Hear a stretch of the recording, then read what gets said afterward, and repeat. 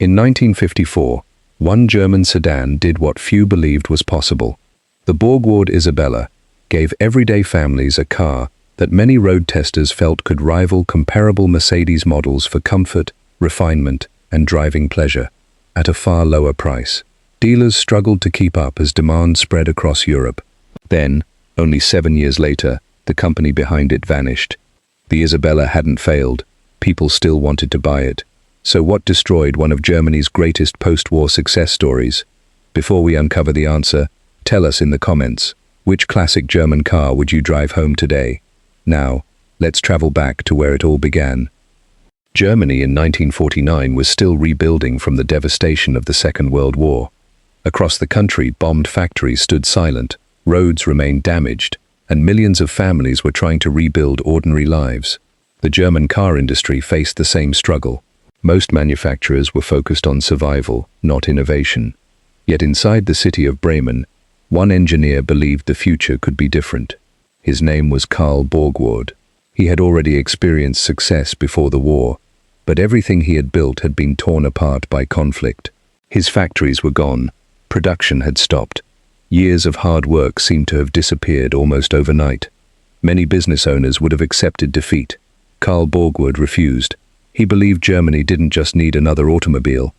It needed a symbol that proved the country's engineering talent still existed. Rather than copying larger manufacturers, he wanted to build something fresh, something advanced enough to compete with the biggest names in Europe. It was an ambitious dream for a company with limited resources.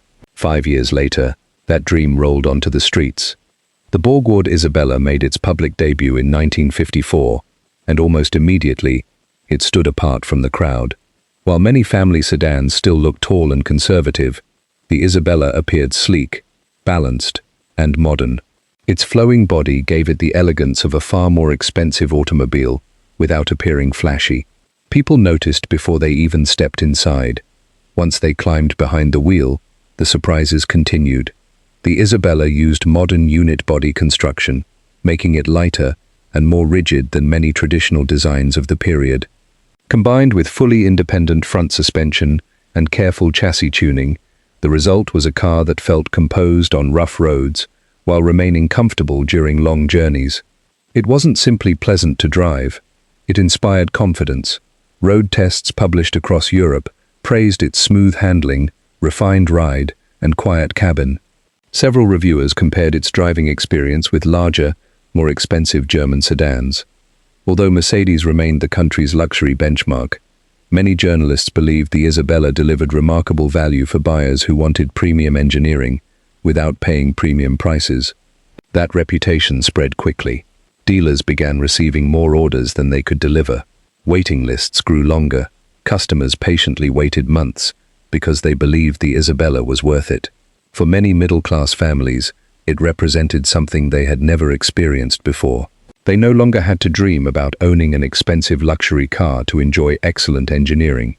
Borgward had brought that experience within reach. Success soon crossed Germany's borders. Orders arrived from Britain, Switzerland, Belgium, South Africa, and Australia. American servicemen stationed in West Germany also discovered the Isabella, with many choosing to ship their cars home after completing their military service. For a relatively small manufacturer, international recognition arrived surprisingly fast. Suddenly, Borgward was no longer simply another German company. It had become one of the country's most talked about automotive success stories. Even larger manufacturers took notice.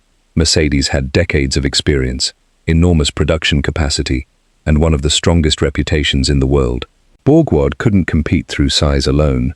Instead, it competed through intelligent engineering, attractive design, and exceptional value. For a brief moment, that strategy worked remarkably well. The Isabella wasn't replacing Mercedes, but it was proving something equally important. A smaller company could build a sedan good enough to stand beside Germany's most respected automobiles. That achievement filled the people of Bremen with enormous pride. Thousands of workers watched cars leave the factory carrying a badge that was becoming respected far beyond their own city. Every completed Isabella represented another reminder that innovation didn't always belong to the biggest company. Yet success can hide problems almost as easily as failure. Every new customer meant another car had to be built. Every export order demanded more production. Every month brought greater expectations. Inside the factories, longer shifts became common as workers struggled to meet growing demand. Suppliers raced to deliver enough parts. Managers searched for ways to increase production without sacrificing quality. From the outside, Borgward looked unstoppable. Behind the scenes, however, another story had quietly begun. The company was growing faster than its financial foundations. Almost nobody outside a handful of executives understood how serious that problem might become, and before long, the greatest challenge Carl Borgward would ever face would have nothing to do with designing automobiles. By 1956, Borgward had become one of West Germany's fastest-growing car manufacturers. That should have been the beginning of an even greater success story. Instead, it marked the moment when ambition started moving faster than reality. The Isabella remained in high demand. Dealers across Europe continued asking for more cars than the factories could produce. Every shipment sold quickly, and export markets kept expanding. From the outside, Borgward looked stronger than ever. Inside the company, the picture was very different. Carl Borgward had never been satisfied with standing still. He believed the only way to stay ahead was to keep building better automobiles. While competitors refined existing models, he approved new projects, invested in additional production facilities, and expanded into more market segments. It was a bold strategy. It was also an expensive one. Instead of relying on a single successful model, Borgward managed several different vehicle lines at the same time. The company produced family sedans, luxury cars, commercial vehicles, and sports models, each requiring its own engineers, tooling, suppliers, and factory space. Innovation remained constant. Profit became harder to manage. Money flowed into research, new machinery, and factory expansion almost as quickly as it came in from vehicle sales. Every new investment promised future success, but each one also increased financial pressure. Some company advisors reportedly urged caution. They believed Borgward should slow its expansion, simplify production, and strengthen its finances before launching more ambitious projects. Carl Borgward saw things differently. His confidence came from experience. For years, taking risks had helped him overcome obstacles that many believed were impossible. He trusted engineering more than balance sheets. If the next car impressed buyers as much as the Isabella had, he believed the company would continue growing. For a time, that confidence appeared justified. The elegant Isabella coupe became one of the most admired German cars of its era. Its graceful styling attracted attention wherever it appeared, proving once again that Borgward could build automobiles that looked and felt more expensive than they actually were. Reviews remained positive. Customers stayed loyal. Orders continued arriving. Everything suggested the company was moving toward an even brighter future. But success on the showroom floor wasn't solving every problem behind the factory gates. Building cars required cash long before customers made their final payments. Steel had to be purchased. Engines had to be assembled. Workers had to be paid every week. As production increased, those costs grew larger and larger. Cash flow became increasingly tight. Banks noticed. Suppliers noticed. Government officials in Bremen noticed as well. The city had a strong interest in Borgward's future. Thousands of local jobs depended on its factories, and the company had become one of Bremen's greatest sources of pride. Any financial trouble now carried consequences far beyond the business itself. Still, the assembly lines kept moving. Most employees had no reason to worry. Each morning, they walked into busy factories filled with the sound of welding, stamping, and engines being tested. New Isabellas rolled toward dealerships across Europe, while newspapers continued celebrating Borgward as one of Germany's most innovative independent manufacturers. Few workers realized how much pressure was building behind closed office doors. Meetings between executives became more frequent. Financial reports raised difficult questions. Loans that had once fueled rapid growth now demanded repayment. The company had valuable assets, respected products, and loyal customers, yet balancing expansion with financial stability was becoming increasingly difficult. The warning signs remained largely invisible to the public. Buyers still admired the Isabella.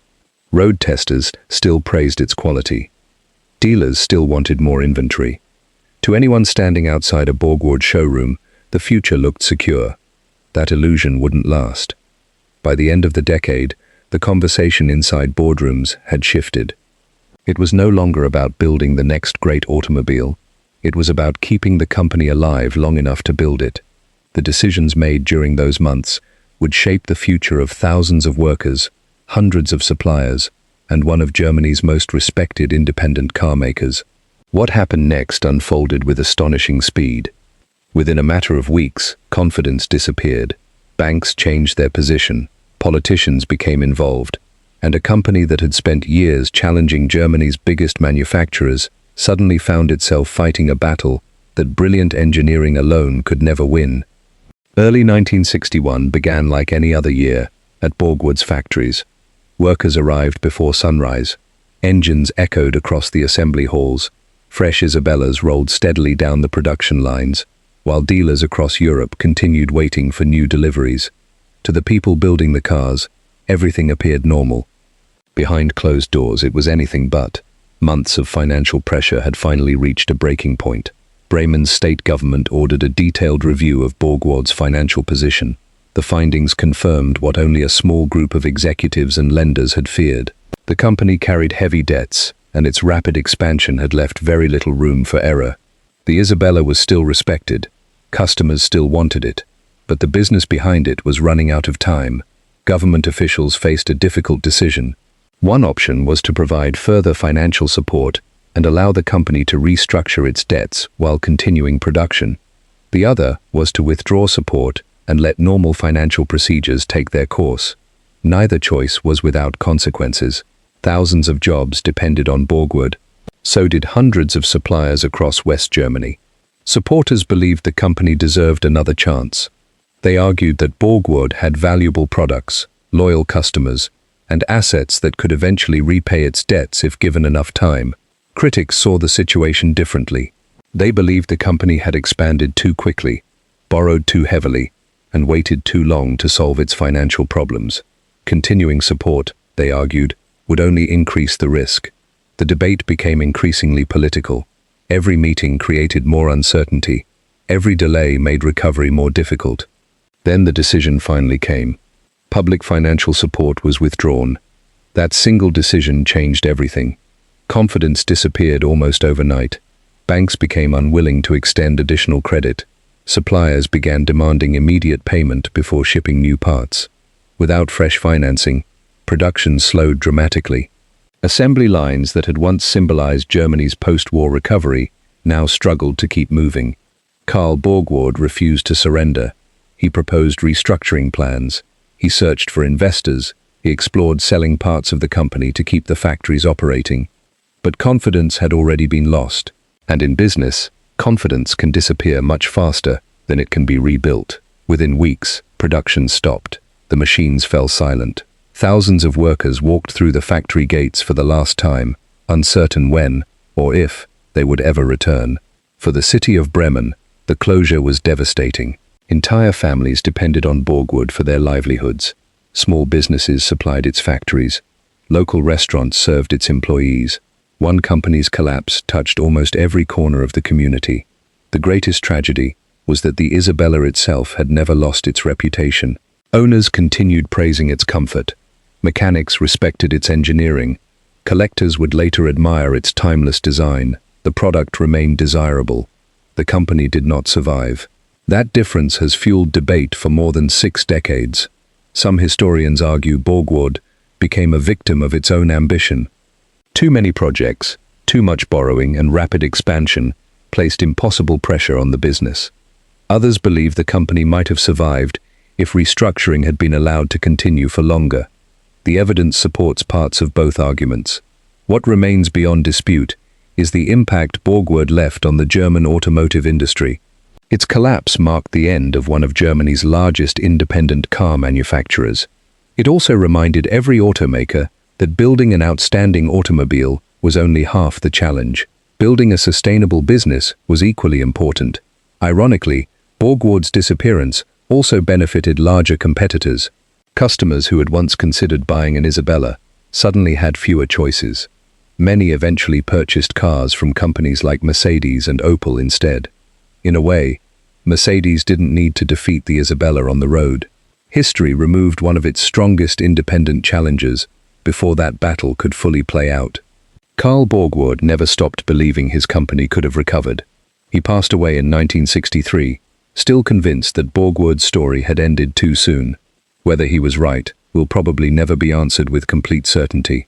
But one thing is clear: the Borgward Isabella earned its place in automotive history, not because it outsold Mercedes, not because it became Germany's largest car, but because it proved that courage, innovation, and determination could allow a small manufacturer to challenge giants and come remarkably close to changing the future of German motoring forever.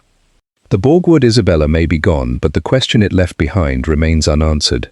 Did ambition destroy Borgward, or could one different decision have saved it?